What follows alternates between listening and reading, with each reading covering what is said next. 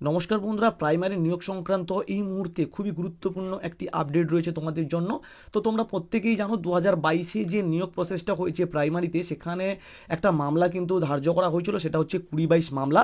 যেই মামলাটি দীর্ঘদিন ধরে কিন্তু সুপ্রিম কোর্টে বিচারাধীন অবস্থায় রয়েছে, প্রায় 2-2.5 বছর ধরে কিন্তু চলছে। তো সেই মামলাটির চূড়ান্ত শুনানি হয়েছে এবং সেক্ষেত্রে যে রায়টি উঠে এসছে সেটা হচ্ছে 2022 ডিএলএড যে সমস্ত ক্যান্ডিডেটরা ছিল তারা কিন্তু জয়লাভ করেছে। অর্থাৎ যে সমস্ত আনঅ্যাবজর্ব ক্যাটাগরি ক্যান্ডিডেটরা ছিল তারা কিন্তু আর তেমন সুযোগ পাচ্ছে না। কেননা তোমরা প্রত্যেকেই জানো 2200 সামথিং সিট কিন্তু ফাঁকা ছিল। তো সেই সিটের উপরেই কিন্তু এবারে নিয়োগ প্রসেসটা হবে। বিশেষ করে যারা 2020-22 সেশনের ক্যান্ডিডেট রয়েছে তাদেরকেই কিন্তু বেশি অগ্রাধিকার দেওয়া হবে, সেটা কিন্তু আগেও বলা হয়েছে। তো এবারে কি রয়েছে বিস্তারিত তোমাদের কাছে আলোচনা করছি। তো দীর্ঘদিন ধরে এই মামলাটি ঝুলেছিল, আজকের কিন্তু ফাইনালি এর শুনানি হয়ে গেছে। তো সুপ্রিম কোর্টের ঐতিহাসিক নির্দেশ কপাল খুলে গেল কয়েক হাজার চাকরি প্রার্থীর। সুপ্রিম কোর্টের এই রায় নিঃসন্দেহে 2022 সালের টেট পরীক্ষার অসংখ্য প্রার্থীদের স্বপ্ন পূরণের সহায়তা হবে, এরকমটাই কিন্তু মনে করা হচ্ছে। পাশাপাশি একটি পশ্চিমবঙ্গের শিক্ষাক্ষেত্রে এক ইতিবাচক পরিবর্তনও হতে চলেছে। কেননা তোমরা প্রত্যেকেই জানতে, যদি টেট ইন্টারভিউতে বসতে হয় তাহলে কিন্তু ডিএলএড কমপ্লিট করাটা অত্যন্ত আবশ্যিক ছিল। কিন্তু এখান থেকে একটা পরিবর্তন আমরা লক্ষ্য করতে পারবো, সেটা হচ্ছে যদি ডিএলএড কোর্সের যে তার ধার্য ডেট সেটা যদি পেরিয়ে যায়, তাহলে কিন্তু যদি কমপ্লিট না হয় ট্রেনিংটা, তাহলেও কিন্তু ইন্টারভিউতে অংশগ্রহণ করতে পারবে। এটাই হচ্ছে বিষয়। তো বিচারপতির রায়ের ফলে বাড়ল শিক্ষক নিয়োগের সুযোগ।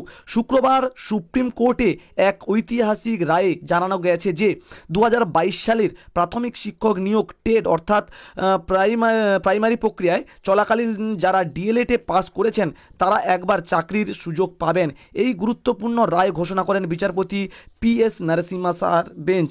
তো এর ফলে বাংলায় প্রায় 2328টি প্রাথমিক শিক্ষক পদের নিয়োগের দরজা খুলে গেল। সুপ্রিম কোর্টের রায়ে কি বলা হয়েছে তা নিয়ে বিস্তারিত তোমাদের কাছে আলোচনা করছি। বহু প্রার্থী 2022 সালের প্রাথমিক শিক্ষক নিয়োগ টেট পরীক্ষার সময় ডিএলএড কোর্সে অধ্যয়নরত ছিলেন বা পরে পাস করেছেন বলে কিন্তু জানা গেছে। তো ফলে তারা আবেদন করতে পারেননি, কিন্তু সুপ্রিম কোর্টের নির্দেশ এবার তাদের নিয়োগের সুযোগ দেওয়া হবে, এরকমটাই কিন্তু জানানো হয়েছে। তো প্রার্থী ও শিক্ষাক্ষেত্রের এই রায়ের কি প্রভাব পড়তে চলেছে? 2022 সালের নিয়োগ প্রক্রিয়ায় বঞ্চিত প্রার্থীদের জন্য একটি আশার আলো বলতে পারো। অধিক সংখ্যক যোগ্য শিক্ষক পাওয়া যাবে, যা রাজ্যের শিক্ষার মানোন্নয়নে সাহায্য করবে এবং নতুন সুযোগের দ্বারা উন্মোচন, অর্থাৎ যারা পূর্বে নিয়োগের জন্য অযোগ্য ছিলেন তারা এবার নতুন করে আবেদন করতে পারবেন, এরকমটাই কিন্তু জানা যাচ্ছে। ঠিক আছে, তো নিয়োগের পরবর্তী ধাপ কি হতে চলেছে?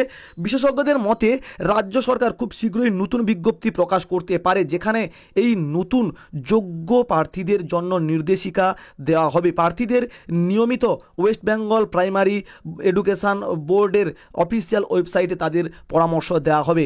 তো সুপ্রিম কোর্টের এই রায় নিঃসন্দেহে 2022 সালের টেট পরীক্ষায় অসংখ্য প্রার্থীর স্বপ্ন পূরণের সহায়তা হবে, পাশাপাশি একটি ইতিবাচক পরিবর্তনও বলতে পারো শিক্ষাক্ষেত্রে। তো এই হচ্ছে মোটামুটি বিষয়। তো তোমরা বুঝতে পারলে কি রয়েছে এই ভিডিওটার মধ্যে, বা আজকের যে রায়টা এলো সেই রায়ের মধ্যে কি রয়েছে বিস্তারিত আশা করি তোমরা জানতে পেরেছো। তো মোটামুটি এই হচ্ছে বিষয়।